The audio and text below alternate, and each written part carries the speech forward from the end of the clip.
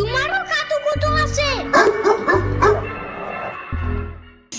পানির নিচে ডলফিন দেখো জঙ্গলের মতন, জঙ্গলের মতন।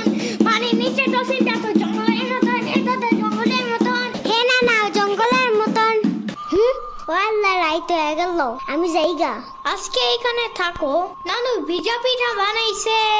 থাইগা কালকে আইসা খাবানে। না না আজকে যাইতে দিব না, দুধ দে যাবানগা। আজকে যাইতে দিব না, দুধ দে যাবানগা। আজকে যাইতে দিব না, দুধ দে যাবানগা। আজকে যাইতে দিব না। ওর মা আছে নাই, এতটুক সাওয়াল থুইয়া খায় কামায়। ওর বাপে এনে সুস্থ হয়ে হারে নাই, আবার ওর মার অফিসে যাওয়া নাগে। দেখ শুনি অবস্থা, মেয়ে মানুষ বাইরে কাম করা লাগবে কিছু নিগা, গোয়া দুয়া দেখা নাগে না। ওর জামের পাশে ৬০-৭০ হাজার টাকা লাগবে, তুমি দিবা তৈলি সব খরচ। না না চাকু দাও জলদি। কে?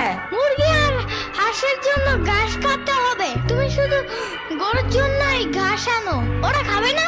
ও আগো গাছ থাকে না, ওরা শামুক খায়, কুইচা খায়, কুড়ে দে ভাত খায়। বাট ঘাস তো দাও না, এই কারণে এই মুরগিগুলো গরুর মতন বড় হইতেছে না। ওই বড় গাড়ির পিছনে যে গাছ না, ওই গাছে একটা পিচাস খায়। রাইত করে মাছ নিয়ে কেউ যাওয়ার কালে বহুত এনে ধরে।